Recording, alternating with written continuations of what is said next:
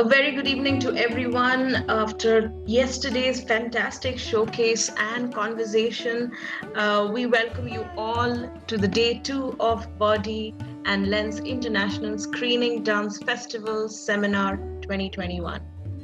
We'd like to extend our extreme gratitude to all those people who were able to join us yesterday and are also joining us today. I am Sumedha, instigator of Duet with Camera, as the creative director, co-curator and co-host for this evening, joined by my wonderful colleagues, Dr. Urmimala Sharkar, who has conceptualized this festival and also going to be the co-host and moderator for the seminar, Kaushik Poddar from Sastrika Unit Performing Arts, and Punak Bandopadhyay in the management team. Partnered with Leo Alliance Film Production, we also thank our outreach partners, World Dance Alliance, Nartaki Web, Kalasu Abhivyakti, AKS Art India. And a big shout out to Nachiket Prakash for his support of the incredible logo design and posters. By foregrounding works and a diverse discussion that brings together creative and artistic efforts, especially in the continuing times of fear and loss of space, our festival is a means to boost the undaunted spirit of artists who have searched and successfully found new avenues to keep their art alive by combining and reimagining these two distinct yet related vocabularies of dance and film. Some of the questions that we would like to address even today, as discussed yesterday: how can we better understand the triadic relationship of the camera, the body, and the space? Can a screen dance film, dance for camera become a means to sustain a shared creative practice through a pedagogical understanding? Today's screenings enables us to see some of those questions that we're going to be addressing today, and a new kind of world making and creation of multiple atmospheres and reimaginings of the camera, the body, and the space. We start with Song of Songs by Douglas Rosenberg, Fang Shi's Bed by Chani Chun, Landscape Without Horizon by Jordan Fuchs and Yejin Choi, Face to Face by Song Zwei, Jam Upload, Download, Upload Jam by me and Akash Sharma, aka Sound Out Codes, The Bog and the Meadow by Mary Wycherley, Moon Paradox by Zelia ZZ Tan, 321 by Alex Beachko and Juhi Sharma. We can imagine already how eager your faces are to watch these films and wouldn't want to give away too much right now. So sit back and have a great time. Do keep an eye on the chat function for details on the films and put any questions you have for us. We'll try to address them in the Q&A section of the seminar in the end. And the seminar begins at 8. See you there. Enjoy.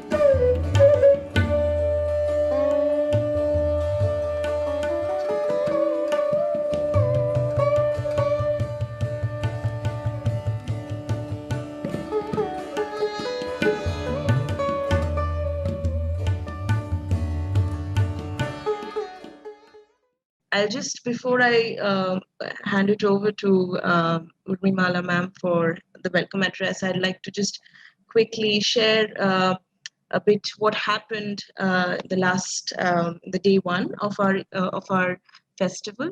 So we just to summarize quickly, we had some discussions around the film scenes that we were discussing yesterday. We ventured also into discussing possibilities of bringing practice and theorization together within the pedagogical structure of any possible future course design. We got to hear about ways in which these scholars and filmmakers think about larger theoretical issues that are often emerging focus in screen dance or dance for, with, and camera.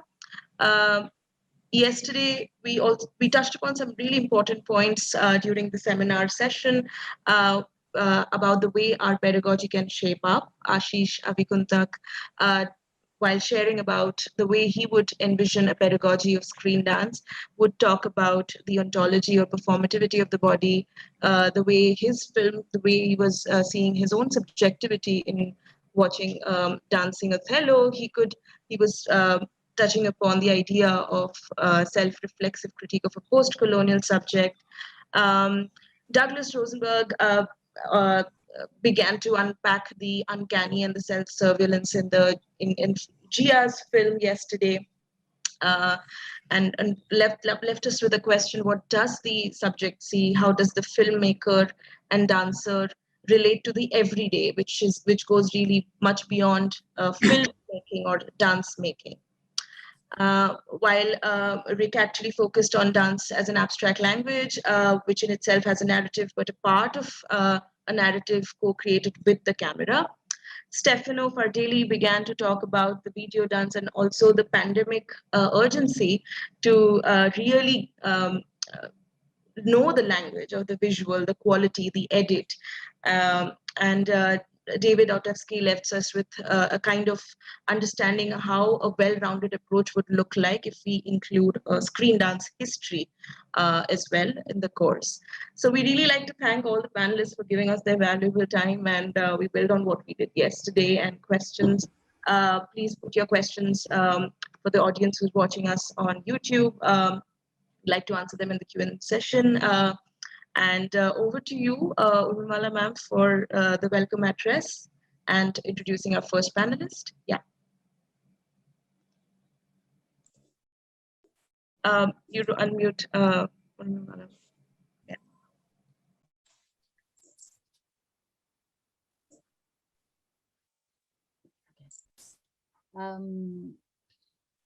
Hi, everyone. And thank you, Sumedha. I've been given the task of creating some provocations for today's session that would like to foreground a discussion on the possible structure of a course in screen dance. And in that process, we have actually been very privileged to see a range of films which excite us and our imaginations. And I'm going to do these, I'm going to place certain provocations or thoughts, probably just amongst you, and not take much time because your inputs are immensely important to all of us. I start with saying that a screen dance course in India may be envisioned to contribute to the development of the field of screen dance through practice as well as research. So we have film studies departments where we have filmmaking departments. Screen dance department doesn't have to belong to any of them or could belong to both. We don't know where to place them yet, but we do attend to screen dance in our own ways in the dance courses or on the film courses in our own ways. So the question is very, very large and imminent that we need some kind of pedagogical structure. And the second provocation that I would propose is an important thing would be to provide possibly some ways to critically assess what it means to create image-based art today. Not just because India has gone into this selfie mode, different kinds of images. Image explosion is the word all around. So at this point, to create a kind of image-based art and thinking anew about a pedagogy is my second provocation. The third one would be this. I think because there's so much of a history of dance on screen in Bollywood and all the other Tollywood and all kinds of local, I mean, regional cinema, as well as the Bollywood as the king of all kinds of stuff on screen. You know, that space, if it needs to have a pedagogy, probably the important thing is to take dance beyond an immediate presence to spaces of representation, conversation, and spaces of multi-speciality based exchanges in terms of generating in itself a space for dance for camera, dance with camera, and dance and camera.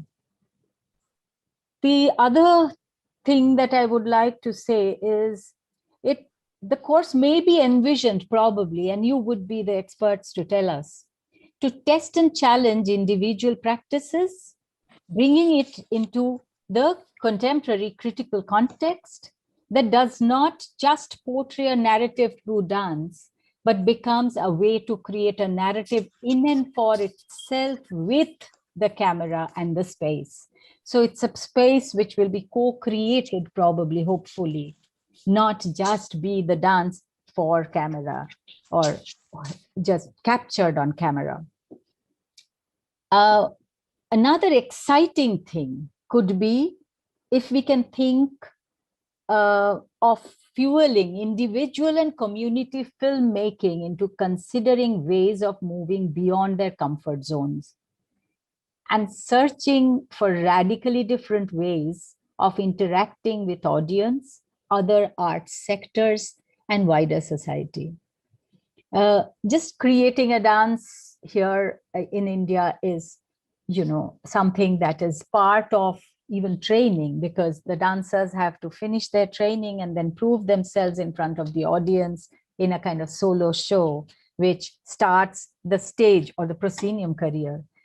But dance is not just that. Dance as something that goes beyond, searching for those kinds of zones beyond the comfort zones with other art sectors for the wider society, for wider meanings, for wider presences, I would say. The next one that I would peg is, it would be great to imagine ways to develop a confident, articulate, independent practice through practical experimentation, contextual research, and public-facing engagements. And finally, a pedagogy in contemporary practices around screen dance needs to develop a wider vision of the practice and how it relates to the contemporary world around us. It has a strong emphasis, it has to have a strong emphasis on creating a community of learning and on learner-centered teaching, particularly through maybe seminar courses, personal tutorials, individual assignments, and community ideas, interests, skills, and artistic practices. So here I leave you guys to kind of continue the conversation. Thank you very, very much for coming here once again. And I would like to introduce our first speaker today. And we are very privileged to have Fai Chuen amongst us. I hope I'm pronouncing the name properly. So those of us who have watched yesterday's films know that some of them were long, and compared to them, yes, today's films are shorter. I think today's films managed to establish a different kind of relationship with the audience. And in that, I thank Fai Chuen because he has been a co-curator of this Body and Lens Festival, and he has shared with us many Southeast Asian films, and we are lucky to have him with us. He is a veteran producer, curator, executive, and consultant in the arts and culture in China and in the whole region of Asia. We extend our warm welcome to you. And my question to you is specifically on the fact that you have been a theater and dance critic. You have written extensively as a critic, and you are a producer. What do you see as the vision? I think is it just me or? What is it? Is it, what has happened? Can you hear? Yes. Yeah. Okay. I can hear you fine. Yeah, sorry then. So I just got kind of a bit nervous about Sumedha's words. I don't know what she was saying. Sorry, Sumedha, can you hear me? Yeah. I thought it was just me probably who saw the choppy image, but I think. Okay. All right. So, all right. I'll repeat the question once again. As a theater and dance critique, and you've written extensively as a critique in the Asian context, and you're also a producer. What do you see as the vision of pedagogy for screen dance in the 21st century? And in that, would you also, kind of touch upon the films that you brought? And they were excellently interesting and a varied lot of films that you have brought for us. So over to you, Faichung. Can you hear me? Yes. Can you hear me? Yes. Okay. When we talk about screen dance, my first question is actually not what is dance, but what is the screen? Like, right, just now we watch on a computer screen, I think most of us, which is a small screen. And as I know, film, when screen on a cinema, that's real film. When a film or a movie is screened on a computer screen or on the screen of a mobile phone, that's not really film. It's a downsized kind of images of a film, which should be larger than life on a big screen in a cinema. When we talk about screen dance, what screen are we talking about? Because it used to be the cinema screen, yeah, the big one. But nowadays, most people experience this film not in a cinema, but in a computer screen, or more and more on a mobile phone screen. So when we talk about screen dance, which screen are we talking about? And don't forget all those VR, AR. It's not like the cinematic screen. It's not like a computer or mobile phone screen. It's a virtual reality, and you are in it, and it's 360 degrees. And the audience, me, can travel, can choose where to look, and there's no a focus that I have to follow. There's no linear narrative that I have to follow.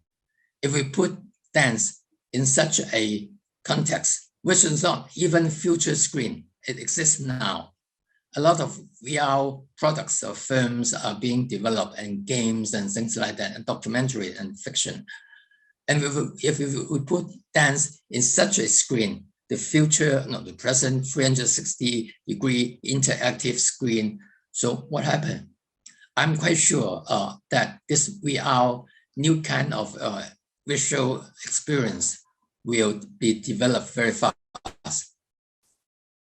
And maybe 20 years later or 50 years later, it will totally replace this two-dimensional or so-called 3D cinematic film experience. And most people will experience these moving images in such a way, VR or AR or MR or XR.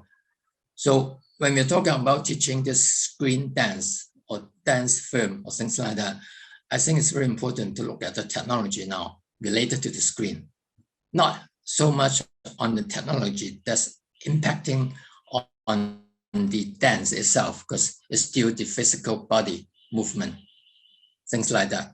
I don't think it will be replaced by robot or things like that in a very brief time. But the technology is changing very fast. This screen and how people experience the images, the moving images, how people react and interact with the images. So I think in the teaching, we have to really look forward, not only on the past of 120 years of film history, but the next 100 years or the next 20 years, what kind of screen we will have and how to place or how to interact with dance and movement in such a new environment of the visual images. Just a little bit of the thought.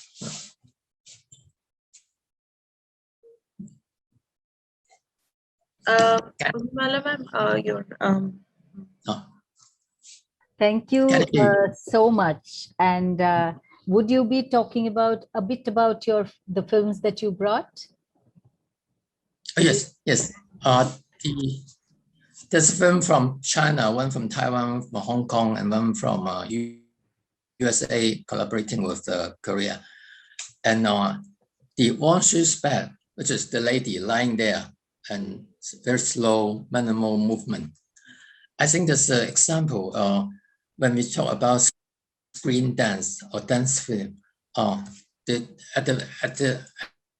the bottom of the question is, what is dance? What is film? That's what is dance film. If you that film, once it's back, there's no camera movement, there's no editing. It's just one shot from beginning to end. And the lady moves but very minimal, very slowly. So does that consider dance? Does that consider screen dance or dance film? How to define dance or a film? As if it is when the movement of the camera or the film and the body is so minimal, do we still call it screen dance? I think that brings some questions to ask, which is fundamental. And I really like the film what's the name? The landscape without horizon. Because there, we don't see the camera is invisible and at the same time is visible. We don't see the camera, but the camera and the dancers, they are one. Yeah. And we find out in the first like 10 seconds that the camera is tied to some part of the body.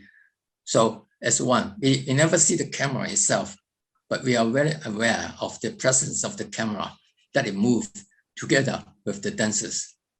So, and they are exploring the space together. And I think this is such a beautiful and clever way to engage the audience to explore the space with the dancers and the camera at the same time.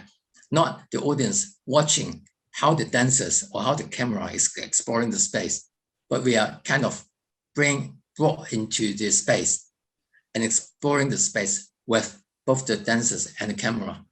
And it's beautiful. And it really also touches upon some very basic questions about the relation between the screen dance and the audience. What do you expect the audience to do? Just watch? Or really can the audience be brought into the space, the virtual cinematic space? And the face-to-face, the director, the artist is not a choreographer. In her team, she is a contemporary visual artist. In this project, she has a movement director, not a choreographer. She doesn't consider this is a dance film or screen dance. She doesn't consider the movement inside is dance. She doesn't care. But we don't really be dominated by the intention of the artist. From our angle, say from the angle of dance, is it dance or is it just a choreographed movement, but not really dance? She chose a a physical way to express the narrative rather than a spoken words. It's a dramatic story actually, but it's very effective. And for me, it's dance. It's dance, it's very beautiful. But if we consider this is a screen dance and we put it within our domain, I think there's a problem that whether this kind of territory is what we say it is. For example, we call this screen dance and it's part of our teaching or our curriculum or things like that. So it's within the dance department, but is it not in the film department? So if we follow this logic, then a film on music is screen music. Then we have a screen drama. Then we take all this cinematic creation into the department of dance, of drama, of music, rather than in the film department. Are we talking about the form as to define a genre or the content? Because we have all these films about a dramatic story, but they are not really, well, they are not really considered as screen drama. They're film. They're feature films. So this screen dance, how is it different from music and drama? When we say it's screen dance, it's part of dance, and it should be taught, educated in the dance department, not in the film department as a subgenre of film. So I think there's some basic conceptual things that we have to think and discuss and maybe debate about. Thank you. So we proceed. Thank you so much for your Thank you. Very, very important words. So we proceed to Sumedha. Sumedha, will you please carry on?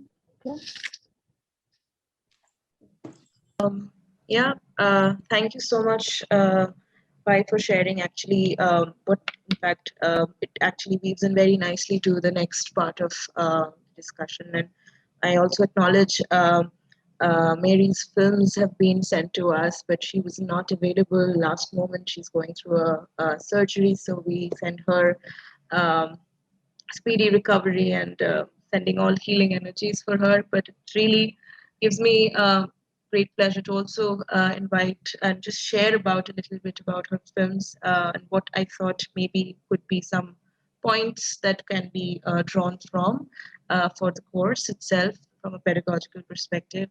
Just to introduce Mary virtually, she's a faculty for film and interdisciplinary creative process, is a choreographer and director whose work spans live performance, the moving image, and festival making.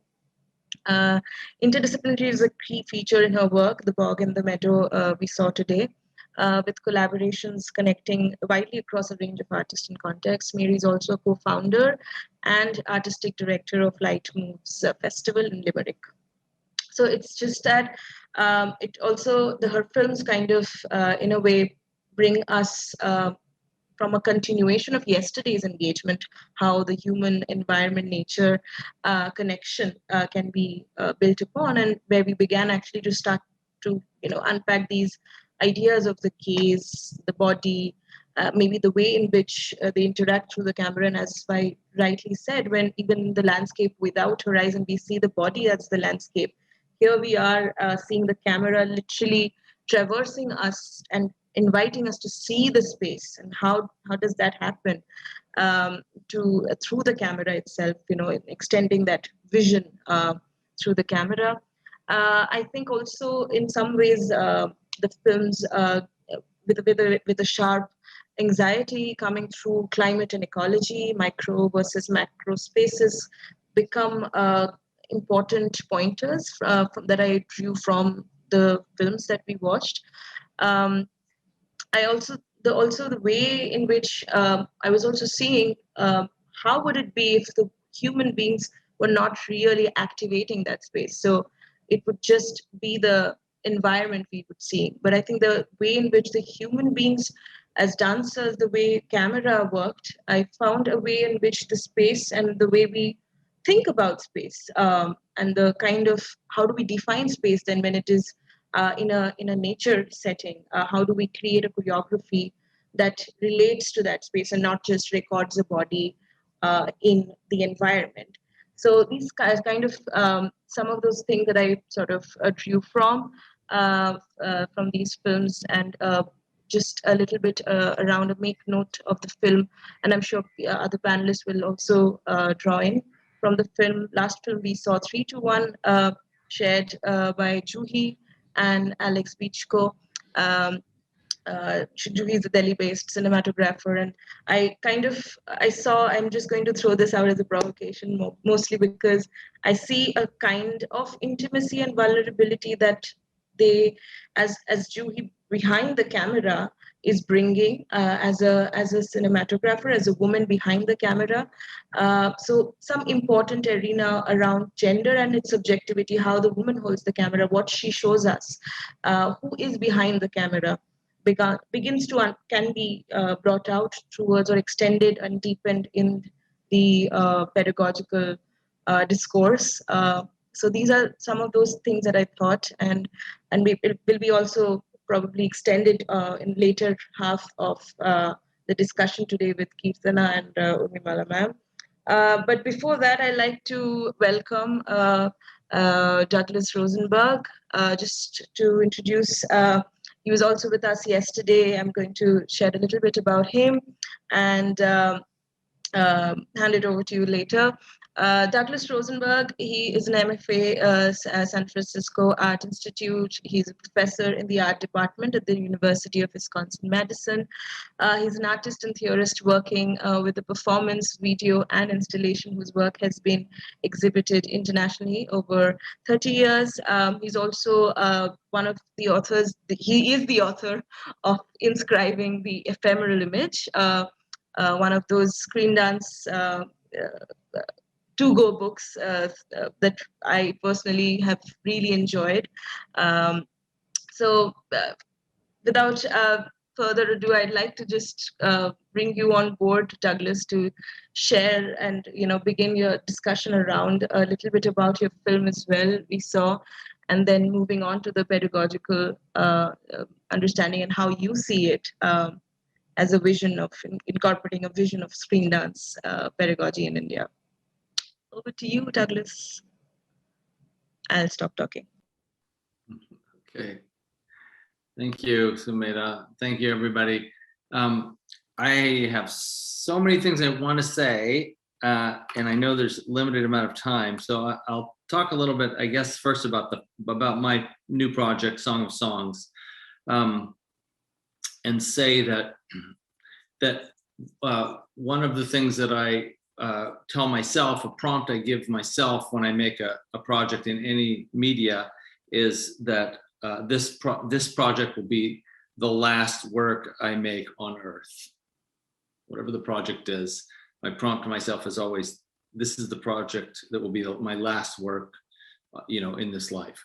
And I do that because I feel that that the work that we as artists make, the work that I as an artist make, I want to make sure that I say everything that I want to say as explicitly and clearly as I can say it at every opportunity.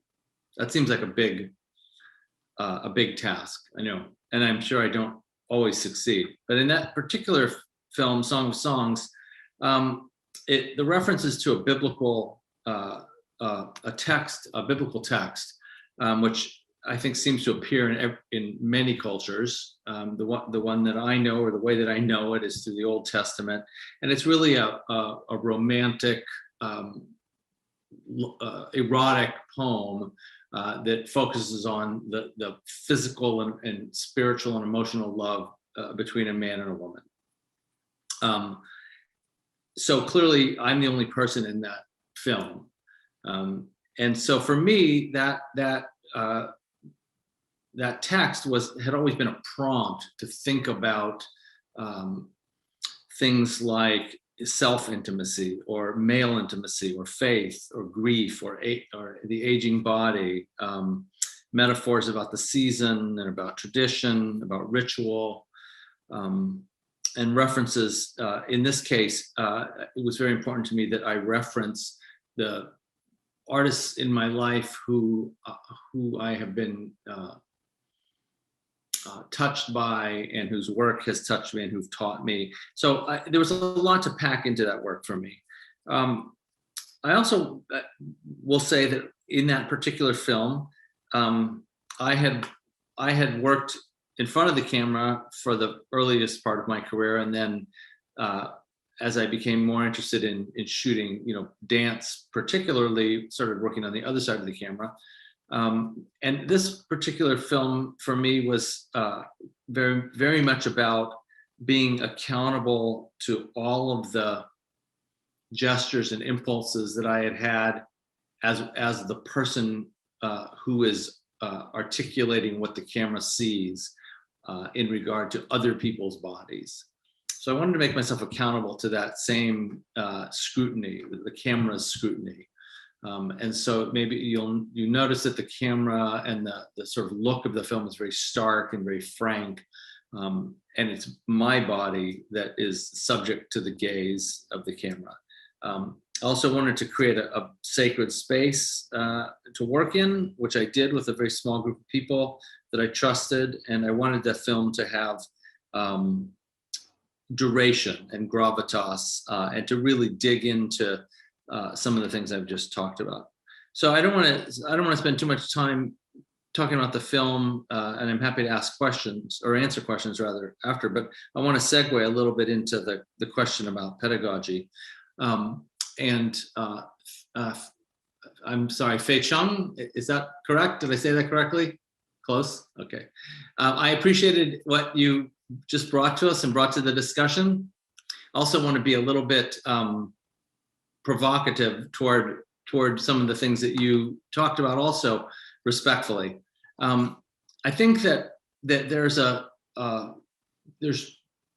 20 years, 30 years, 40 years of literature in the field now that talk a lot about the formal elements and ask questions about in a formal way about the field and about what we're doing. And there's a particular art historical sort of dialectic that I would bring up, which is that in the West, I don't know how well known Clement Greenberg is everywhere else, but Clement Greenberg was the critic who sort of defined modern art in the West. And Susan Sontag was a counterpart who wrote from a feminist point of view, I would say, and also wrote about art and culture. And the last line in Susan Sontag's book called About Looking was, she said this, she said, instead of a hermeneutics of art, we need an erotics of art. Instead of a hermeneutics of art, we need an erotics of art. That was in about 1964, she wrote that. And she was speaking back to Greenberg's idea of formalism and reductivism. And what she was saying is that, if I can paraphrase, what she was saying is that I'm not so interested in an art that lives up here in my brain. I'm interested in an art that lives here in my body, in my heart. And so I always keep that dialectic in mind in my teaching in any form, which is to say that we can talk about the formal qualities, and we should talk about formalism, of course. But what I'm really personally interested in is, what about the work? What did the work actually do, and how did it do it, and where did it enter my body? When I'm looking at the work today and yesterday, I had the opportunity to talk a little bit about Gaia's work yesterday. I want to speak and I want to participate in the dialogue in a way that talks about how that work made me feel. And why it made me feel that way. And of course, the technology is always an issue, but I think in terms of a pedagogy, for me personally, I'm less interested in the discussion around the technology than I am in the discussion around what did that work do? What did it do to me? So I'll leave that statement. I don't think I should talk anymore right now because I think other people might want to say some things, but I'm happy to come back and answer questions and continue this discussion. Thank you.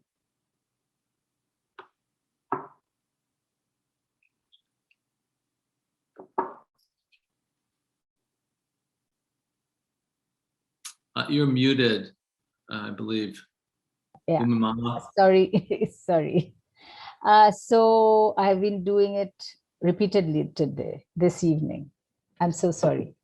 So thank you, Douglas. You have given us some provocations. And yes, of course, there are the visual art has dealt with these ideas quite a long time back.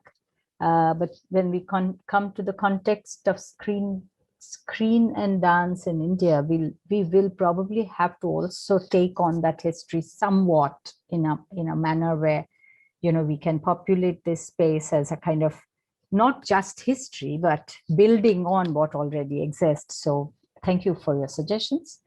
And especially the readings of Susan Sontag and are familiar in the world of visual art here, art history departments and stuff, but and also in film studies departments. But I think for us to kind of have a core curriculum, though these suggestions really mean a lot. Thanks.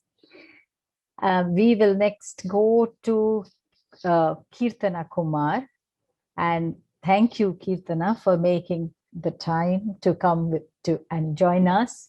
And we are really privileged to have you, let me tell you. So you are an Indian actor, director, dramaturg, and filmmaker with 35 years of stage experience. Kirtana teaches theater and interculturality at various institutions in Germany, including the university in Dortmund. She developed and organized 2 national symposia on dramaturgy and theater pedagogy for children. She is a trustee of Women Artists Group and runs Little Jasmine Theater Project, Theater Lab, and Infinite Souls Farm and Artists Retreat. She currently serves as the chairperson of the Board of Trustees at Vistar Institute of Development. Kirtana, welcome once again. Thank you. It's a complete honor. I'm delighted to be here and to And have I'm watched so all these glad. films and to I'm so glad that you could watch yesterday's movies as well. And I would like you to kind of reflect on your responses, if you wish, to any particular film that you would like to respond to. If it is from today, it's fine. If you want to respond to any film from yesterday, that's also fine. But I would also like you to come finally, just like Douglas, to reflect a bit on the way interculturality and also intersectionality can be brought into these the screen dance pedagogy at the moment in India. It's a very, very important moment, as we all know, that we are dealing with decolonization as a kind of a space which is constantly evolving and exploding, actually. So yeah, thank you. Actually, what I'd like to do is let me begin with a pedagogic review and then sort of start with the macro. And I have to say that I think this festival could not have come at a better time. And there are multiple reasons for this. The first is the pandemic, which has seen a vast population of the country locked indoors and in front of their phone screens or their laptops.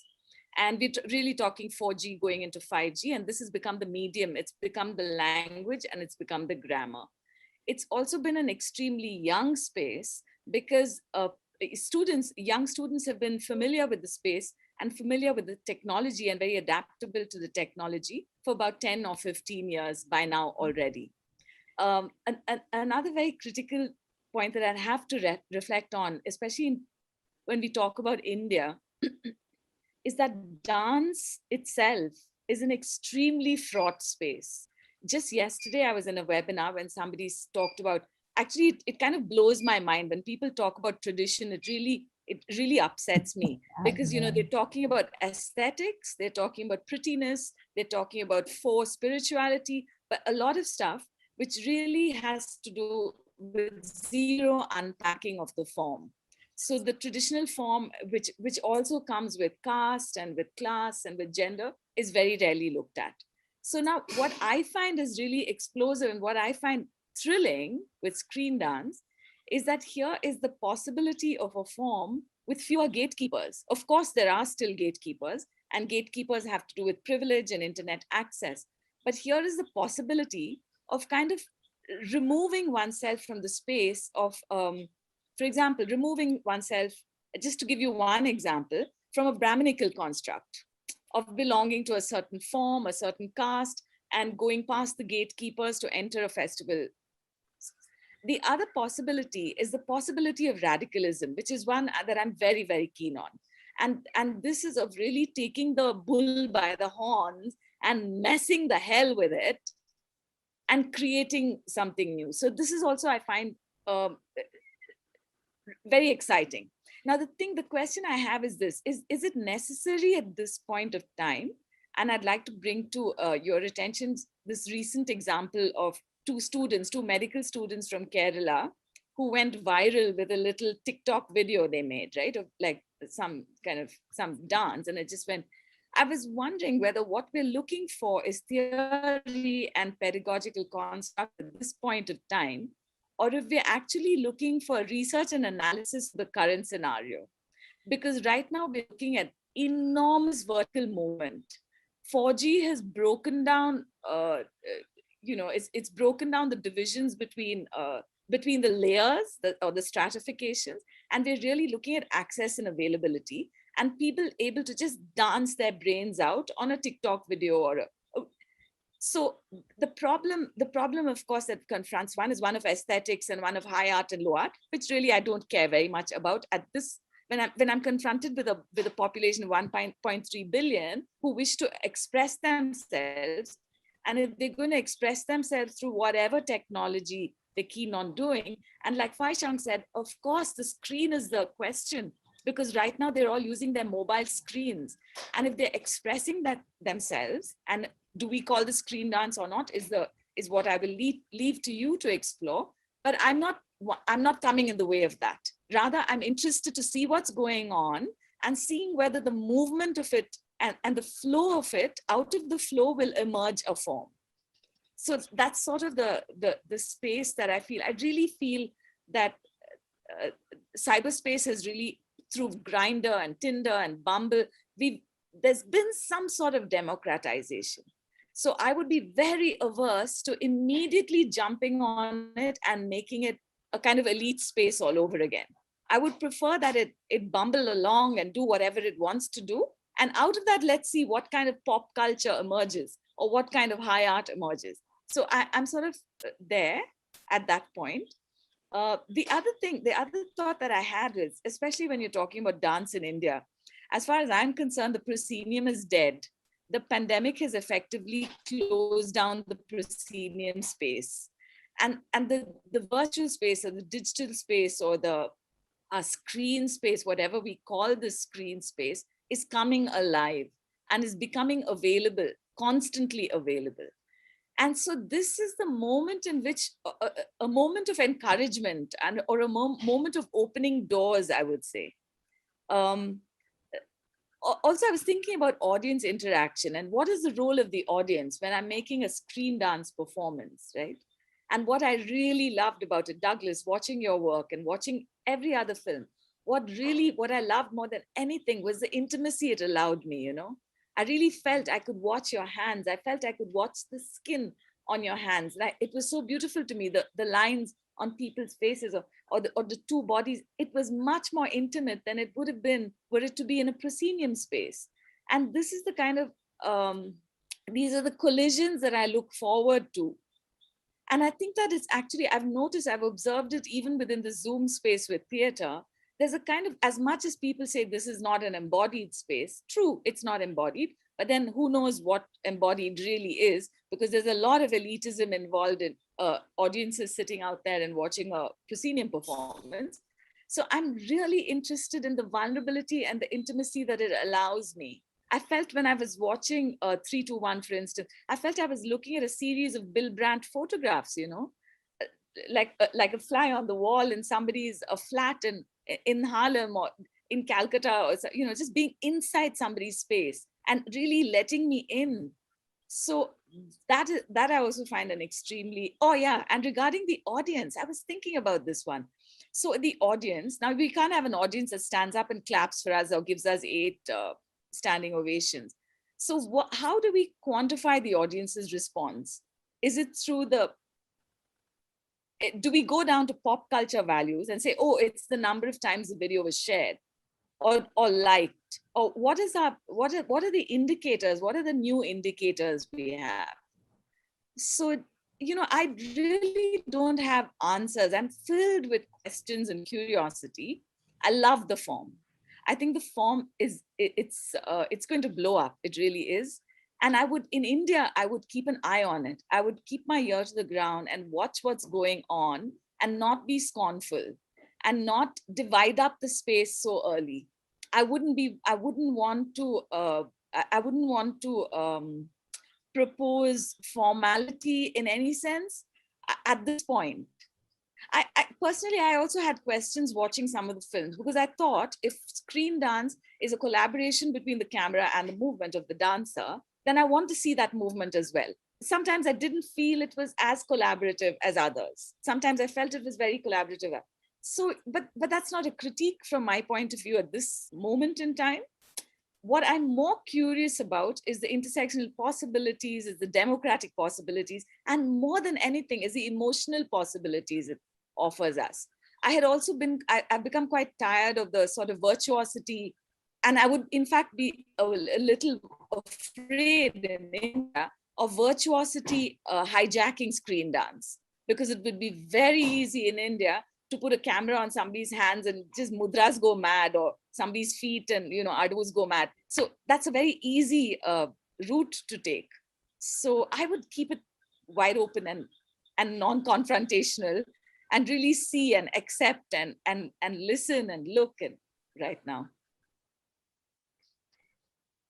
Oh, can I say one more thing? If I have a minute? You know, I was thinking about the gendered gaze. And I actually think in Juhi Sharma's case, it's not so much that, I think that the intimacy itself is feminine.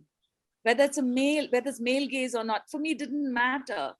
I think this kind of intimacy is feminine. So I didn't see that. I didn't see the problem with being a gendered gaze. I thought this was we're breaking with gender here, because we're allowing this kind of entry.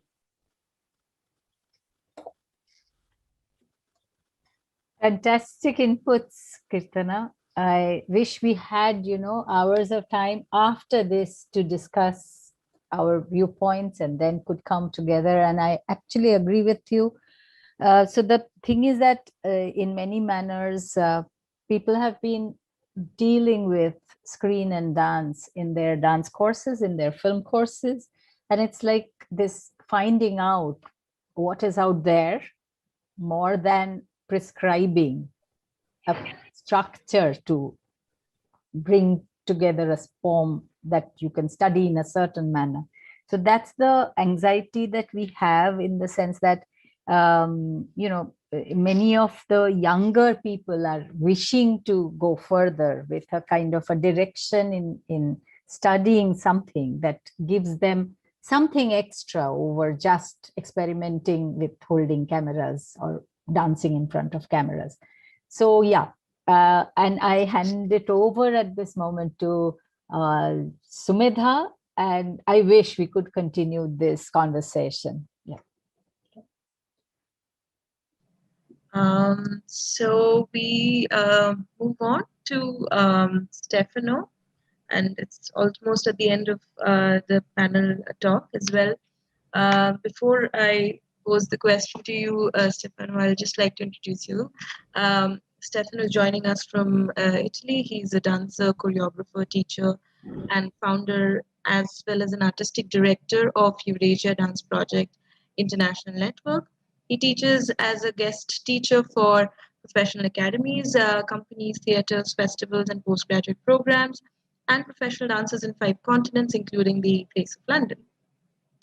Um, a question again today would be, since you already had highlighted some of the relationships we talked about yesterday about dance with, for, and on camera.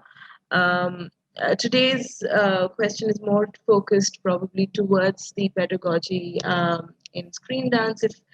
What is your idea regarding a course, if at all, that brings dance and cinema together? You know, if you could maybe discuss it with an example of a course or workshop you teach. Yeah, over to you, Stefano. Hi, everyone. Thank you, Sumedha. And thank you again for the opportunity of being here with all of you. And yes, I repeat again what I said yesterday. So I don't consider myself a filmmaker because for being a filmmaker, you have to study how to be a filmmaker. You should have the knowledge of how to manage a camera and directing. I'm a choreographer, I'm an artistic director. I did a lot of video dance projects that have been around on tour all over the world, winning a lot of prizes, but I don't consider myself a filmmaker. I was all the time collaborating with directors, with other filmmakers that were helping me to translate my ideas in screen, giving also the options how to make these things, because I had a lot of ideas. Now, when you start a project, you have a lot of ideas, but then you don't know how to put on screen. No, so you need to approach people that know how to. Also, maybe they give you extra ideas that you didn't have before, or maybe your ideas are not possible to do, or maybe you, I don't know. It's important for choreographers and dancers to approach and to work the project and the production you're working on with people that do this as a professionals, no?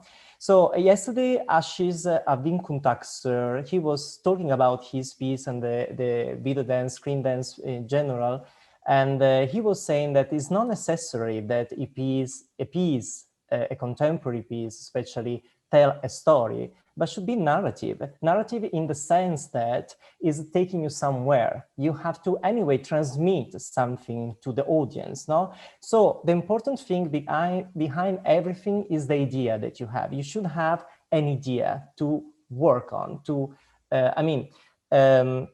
it's not about having, because the problem today is that we see a lot of things, but how many of them really deserve to be considered a video dance project, no? A full developed project, because it's not about to have a beautiful landscape. It's not about to have money and equipment for doing a video dance project. It's not about to have a great dancer in front of you, but it's about the idea and how you developed this idea during the process, no? So, I'm also thinking about the cinema. There is this movie director called Stefano Tomolini, he's Italian, and he did the movie for a cinema with only 1,000 euro, which is nothing for any production and is absolutely nothing for a cinema production, no? And he won the Venice Prize, cinema prize. He won the Berlin. He was in Germany, in France. He has been invited by Robert Redford, also in Delhi, in India. So it's not about what you have, but how you use it and how you manage things, no? So, and also yesterday we were talking about the deviated physical theater. So the differences between seeing the same piece live, so dancers in front of a camera and the camera just recording what the dancers do on stage, and then the same pieces translated in video dance, no? So there are many titles by the DB8, like Enter Achilles, The Strange Fish, and many others. All these pieces that now you can find on video, and they are video dance projects. Before they were live pieces.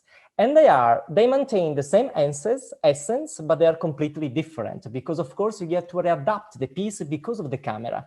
And the camera is dancing with the dancer, is dancing with the movement of the dancer. And this, I mean, I really agree with Kirtana Kumar ma'am, and she was talking about this. What is screen dance? Where is the dance in the screen dance? So it's not only about how much you dance or the technique that you show, but it's the combination, how you combine the dance, the movement with the camera, and the camera dancing with you.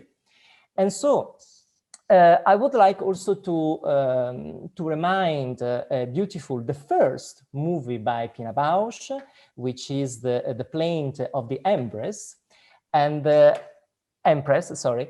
And so video in dance can help us to take dance far away from the stage.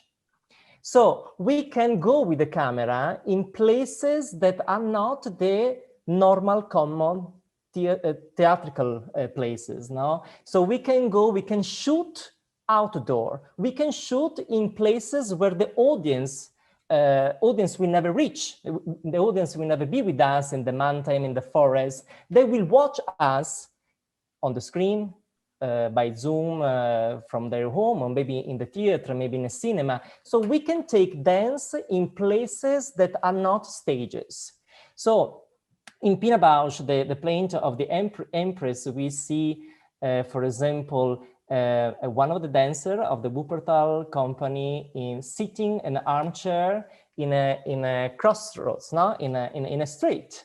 So that is, I mean, it's so simple, but has a huge impact, because is a woman sitting in an armchair. What is strange in this? Nothing, but is her sitting in a crossroads, no? in a street. And also a man in the forest holding and carry on a wardrobe.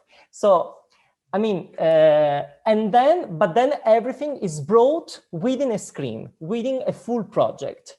And then a woman dressing like a rabbit, running in a hill with the dust, with the topsoil, with the, I don't know. So you can take dance in places, you can also develop ideas that otherwise with the live pieces, you cannot do it, no? So in this case, video dance, and the video becomes kind of magic for choreographers, so because they can really extend the ideas and the imagination. But this is possible thanks to the directors, the filmmakers, that give us the instruments and the way to make this possible, to translate our ideas in something concrete, no? And I really agree with Fai Cheng, if I pronounce it well, in saying that we have to develop with the technology. Technology is going so fast, so also the way of doing the screen dance should change. And we are changing, because we are now in a festival on Zoom.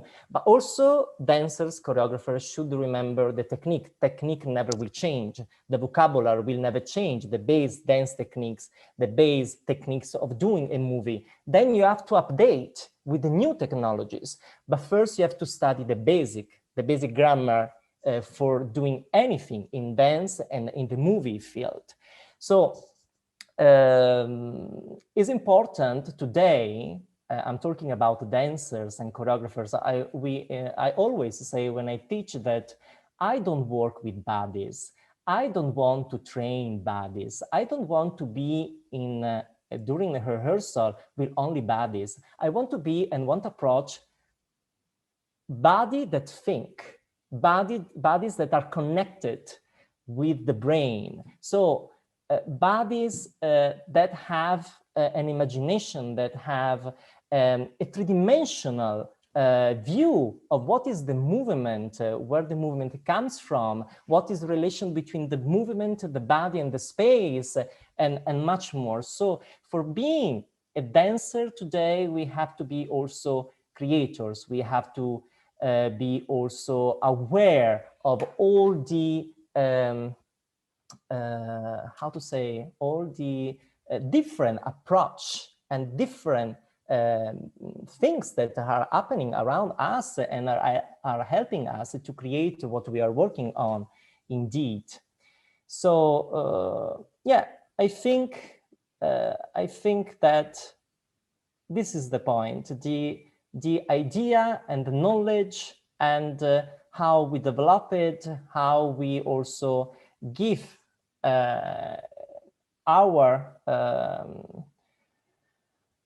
how to say, our works. Now we have to trust to share our ideas, our works, our project with others, and to collaborate together. What taught us the pandemic is that we have to share, we have to connect, we have to be with the others, we have to learn from others, we have the opportunity to stay together also with the cultures and the communities far away from us. So I think this is the new way to do collaborating and sharing. Yeah.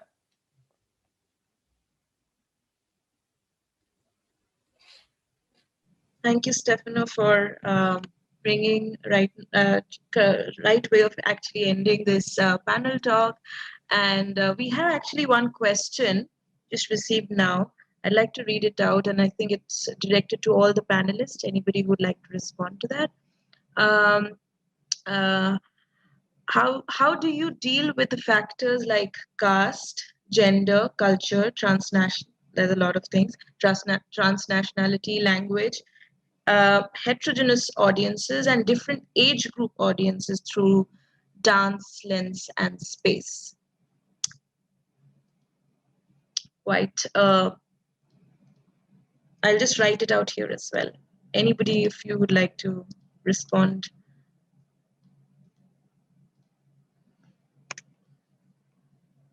This is, yeah.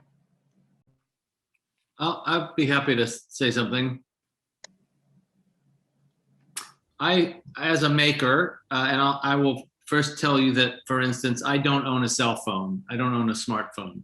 I'm not interested in smartphones at all. So anything that has to do with smartphones and the transmission of images through smartphone technology, I understand, but I'm not interested in. And I think that for us as a community to make assumptions about one technology over another, or to assume that that the internet or 4G or fill in the blank is the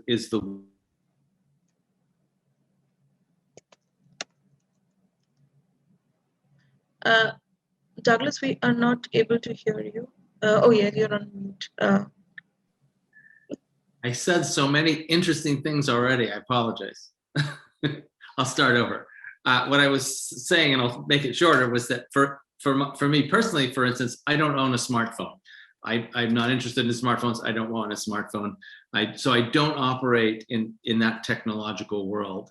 And what I was saying was that so I think to assume that one technology or another is the way that audiences as a monolithic group will receive information, I think would be worth another discussion. So as a filmmaker, as a person who makes work, the film that you saw today, for instance, was made for an old-fashioned large screen in a space of a theater with a lot of people watching. That is why I made that film.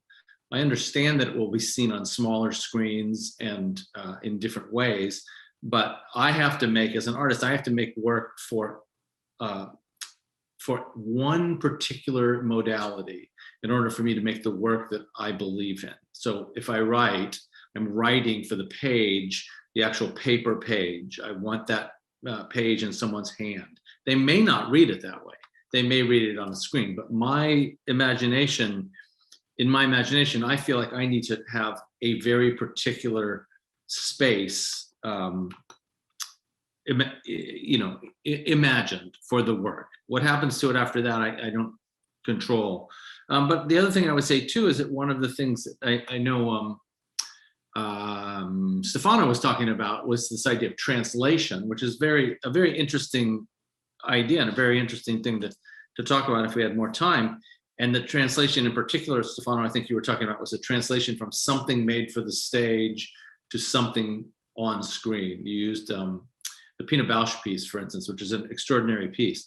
But in translation, I think in the same way that the way that, for instance, Song of Songs is translated from the original biblical Hebrew to English to other modes of reception, translation is not a one-to-one, and I'm sure you know, translation is not a one-to-one thing. Within translation, there is a reconsideration of that new space. So for me, I would say that thinking about making work for, quote unquote, the screen, all screens are not equal, and there is a high degree of site specificity, I would say, that enables one work for one kind of screen to function, for instance, on a very large screen.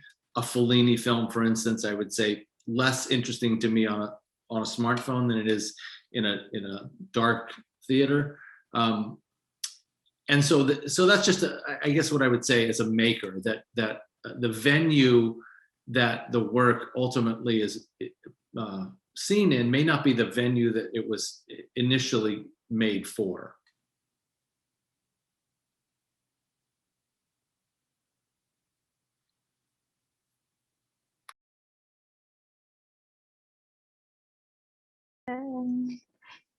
Thank you very much, Douglas. We have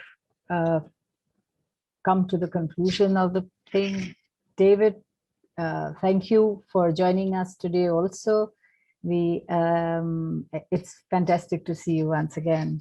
We have come to the end of our evening, and if there is anything, any question that anybody has to ask each other, this is the moment. And if you have any question directed, we can have time for one question amongst the panelists before we wrap up.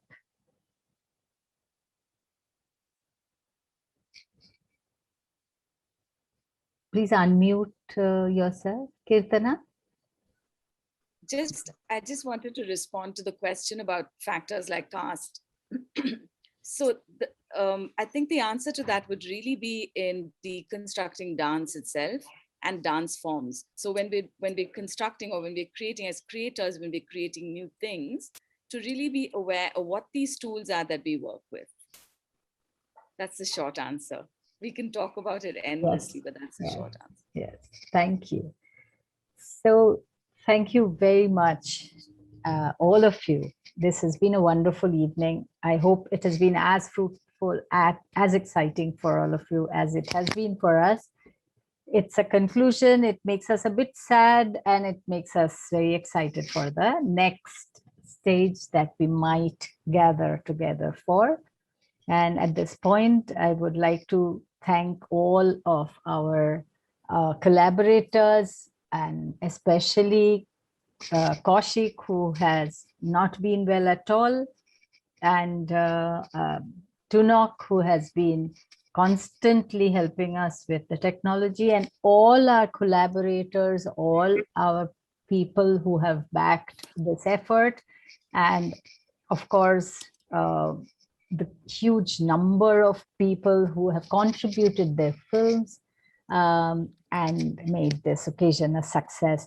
And to you, the panelists, a very, very special thank you for being together with us and really bringing in some of the very, very intense kind of intellectual inputs together in this forum. Thank you. Have a very nice day for whoever it is in the morning. For others, please have a great night and rest. And thank you once again.